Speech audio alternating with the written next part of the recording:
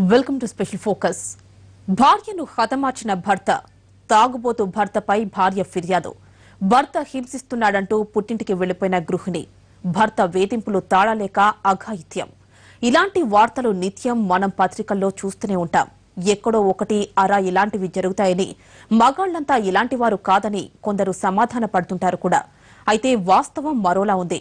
దేశంలో 160% మంది మగ మహారాజులు ఆడవాళ్లను రాచి రంపాన పెడుతున్నవారే. ఓ సర్వే తేల్చిన ఈ విషయం అధునాతన కాలంలోనూ గృహహింస ఏ స్థాయిలో ఉందో చాటి చెప్పేస్తోంది.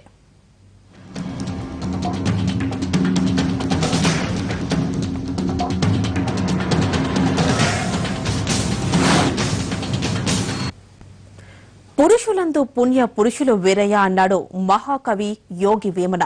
నిజమే, భారతదేశంలో మహిళలపై ఎలాంటి హింసకు పాల్పడిన వారు 40% మంది మాత్రమే. ఒకంత పుణ్యపురుషులు వీళ్లే. మిగిలిన వారంతా మహిళల పాలిట విలన్లేనని కుండబద్దలు కొట్టేసిందో సర్వే.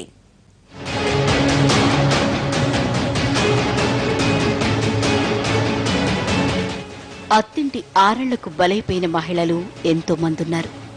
పుట్టినప్పట్నుంచి మరణించే వరకు ఏదో ఒక సందర్భంలో పురుషుడి ఆధిపత్యాన్ని ప్రత్యక్షంగా అనుభవించిన వారి.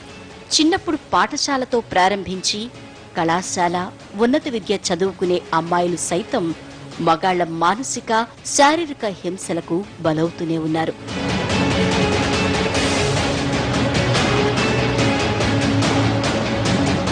వయసుతో సంబంధం లేకుండా అమ్మాయి కనబడితే చాలు ఏదో విధంగా ఇబ్బందుల పాలు చేద్దామనుకునేవారే ఎక్కువవుతున్నారు.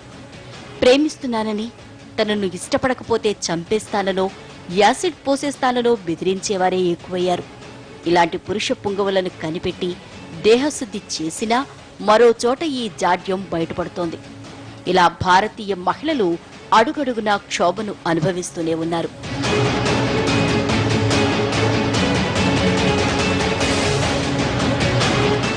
ఆడపిల్ల పుట్టిందంటేనే కాలయ్యముళ్లా మారుతున్నారు మగాళ్లు. మరికొంతమంది ఘనులైతే గర్భంలో ఉన్న శిశువు ఆడో మగో తెలుసుకుని ఆడ శిశువైతే అంతమొందించేందుకు కూడా వెనుకాడటం లేదు. ప్రపంచంలో మరే చోట ఇంత దారుణం లేదని సర్వేలు చెబుతున్నాయి.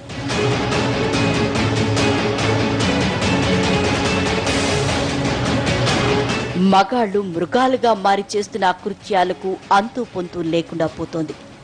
మహిళా సంఘాలు, కొందరు బుద్ధిజీవులు మహిళల రక్షణ కోసం ఉద్యమాలు చేస్తున్నా స్త్రీలపై హింస మాత్రం నానాటికి పెరుగుతోందే తప్ప తగ్గటం లేదు. పురుషుల్లో మార్పు రావాలే తప్ప తామేం చేయలేమనే ధోరణిలో ప్రభుత్వాలు వ్యవహరించడం కూడా దేశంలో మహిళలపై హింస పెచ్చుమీరటానికి కారణమవుతోంది.